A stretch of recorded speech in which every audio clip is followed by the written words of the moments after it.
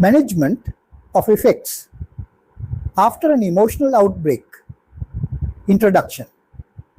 In my previous talk, we discussed how emotional outbreaks can develop and how precautionary measures may help us reduce their occurrence.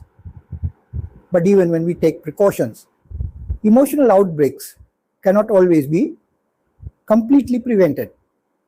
There will be occasions when an emotion becomes strong before we are able to recognize it and control it. We may become angry, frightened, frustrated, jealous, or deeply upset, and only realize what has happened after the emotional reaction has already taken place. Therefore, it is not enough to learn how to prevent emotional outbreaks. We also need to learn how to minimize the damage after an emotional outbreak has begun. This is the subject of today's talk. Management of effects after an emotional outbreak. 1. The need to minimize damage. Although precautionary measures will reduce the probability of emotional outbreaks, it is very unlikely that they could be totally eliminated. Therefore, it is also important to minimize the damage even after an outburst. When a strong emotion is active, it can influence both the information we receive and the way we think about that information. During what may be described as the refractory period, the emotion tends to modify our inputs and thought processes in ways that support the emotion itself. For this reason, it is generally advisable to refrain from taking important actions during this period. For example, imagine that someone receives an insulting message on their mobile phone while anger is at its peak. They may immediately feel that they must respond. The message may appear much more offensive than it would appear later.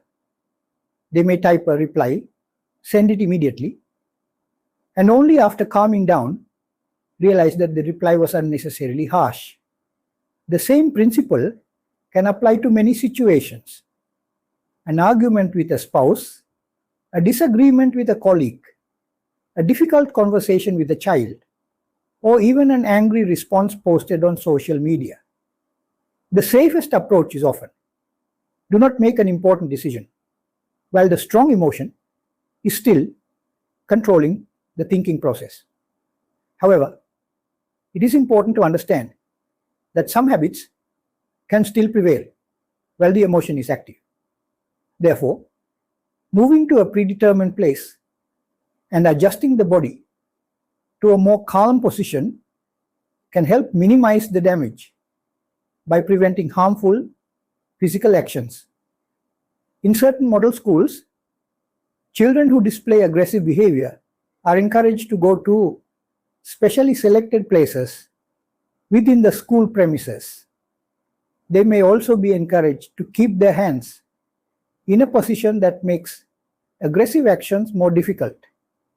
The example sometimes used to explain this procedure is that of a tortoise. When a tortoise detects danger, it withdraws into its shell. The important principle here is not the shell itself.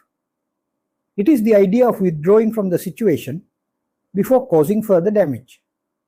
A similar approach can be useful for adults. For example, if a person recognizes that an argument is becoming too intense, they may have a predetermined rule. When I become too angry to think clearly, I will leave the room, sit somewhere quietly, and return to the discussion only after I have calmed down. Another commonly recommended step is counting up to 100 before taking action. The number itself is not particularly important. What matters is creating a gap between the emotional impulse and the action. That gap can sometimes prevent an action that would later be regretted. Radu 2. The difficulty for adults. Although these steps are useful for minimizing probable damage, a reasonable number of adults may not feel comfortable adopting a behavior pattern that could affect their social status. A child may be told to go to a particular place and calm down. An adult, however, may feel that doing the same thing in front of colleagues, friends, or family members makes them appear weak or immature. For this reason, keeping quiet is a technique that can be adopted without necessarily attracting attention. Remaining silent is generally accepted by society.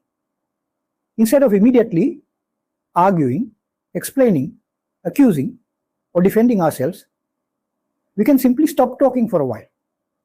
Sometimes a simple statement such as, "I don't think this is a good time for me to discuss this. Let's talk later," can prevent an emotional situation from becoming much worse. The important point is that silence here is not intended as punishment or as a way of manipulating another person. It is a method of preventing the emotional state from producing additional damage.